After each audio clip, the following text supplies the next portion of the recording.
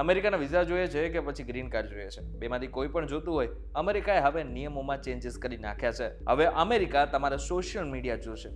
Social મીડિયામાં બરાબર લાગશે, આ બાદ જ તમને વિઝા કે પછી ગ્રીન કાર્ડ આપશે. શા માટે આવો નિર્ણય લેવામાં આવ્યો છે અને શું કામ આ બધું જ થઈ રહ્યું છે, જાણીશું આજના ખાસ વિડીયોમાં. Hello, ladies and gentlemen. This is your captain speaking.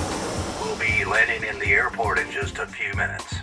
What's up guys, welcome to Wait with This and my name is Karan Chawla. America જવું ઘણા બધા લોકોનું સપનું હોય છે અને આ સપનું ઘણા બધા લોકો પૂરું પણ કરી નાખતા હોય છે. ઘણા બધા લોકો અમેરિકા જઈને ગ્રીન કાર્ડ મેળવવા માંગતા હોય છે અને ઘણા બધા લોકો ગ્રીન કાર્ડ મેળવવામાં સફળ પણ થઈ જતા હોય છે. પરંતુ ડોનાલ્ડ ટ્રમ્પ જ્યારથી સત્તા ઉપર આવે છે ને ત્યારથી એકચ્યુઅલમાં હવે ગ્રીન કાર્ડ મેળવવું કે પછી અમેરિકાના વિઝા મેળવવાના એ ઘણા અઘરા થઈ ગયા છે. એમાં પણ ખાસ કરીને હવે નવો નિયમ એક આવી ગયો છે કે જે સોશિયલ મીડિયાને લઈને છે. હવે સામાન્ય રીતે આપણને એવો વિચાર ના આવે કે સરકાર એટલે કે અમેરિકાની સરકાર આપણા સોશિયલ મીડિયા પણ જોવે.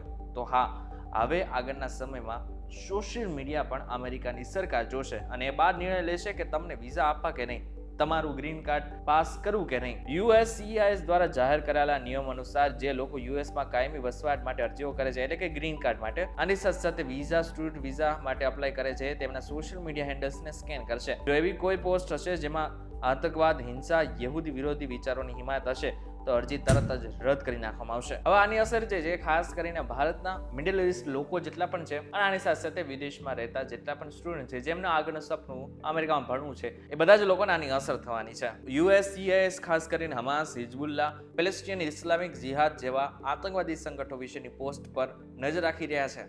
એક મિનિટ, પરંતુ અમેરિકા આવો નિર્ણય શા માટે લીધો? તો એનું સીધું કારણ છે, અમેરિકા એવું માને છે કે અમારા દેશની સુરક્ષા સૌથી પહેલા છે. પોસ્ટમાં કે પછી તમારા વિચારોમાં પણ ક્યાંય આતંકવાદી કે પછી આતંકને લઈને જેટલા પણ સંગઠનો છે એના વિચાર હશે તો તમને અમે અમેરિકામાં નહીં આવવા દઈએ. હવે આગળના સમયમાં તમારે જો અમેરિકા જવું છે અથવા તમારે ગ્રીન કાર્ડ જોઈએ છે તો તમારે શું કરવાનું છે? સૌથી પહેલા તમારા સોશિયલ મીડિયા હેન્ડલ્સને એકવાર જોઈ લો. એવું તો કોઈ તમે પોસ્ટ નથી કરેલી કે જેમાં આતંકવાદ સંગઠન અથવા તો કોઈ પણ એવી પોસ્ટ છે કે જેના દ્વારા અમેરિકા નાખુશ થઈ શકે છે, તો એ બધી જ પોસ્ટને આજે જ ડિલીટ કરી નાખો. અને આ બધી જ વસ્તુ તમારે અરજી કરતા પહેલા કરવાની છે. પરંતુ જો આ પ્રકારની પોસ્ટ તમારા સોશિયલ મીડિયા હેન્ડલ્સમાં હશે તો ચોક્કસથી તમારી વિઝા અરજી રિજેક્ટ થઈ શકે છે. ત્યારે હવે તમને ખબર પડી ગઈ હશે કે શા માટે થઈને અમેરિકા હવે સોશિયલ મીડિયા ઉપર પણ નજર રાખી રહ્યું છે. વિડીયો પસંદ આવે તો વિડીયો લાઈક શેર જરૂરથી કરજો તથા આવા જ ઇન્ફોર્મેટિવ વિડીયોઝ માટે PTV ડિજિટલ સાથે જોડાયેલા રહેજો.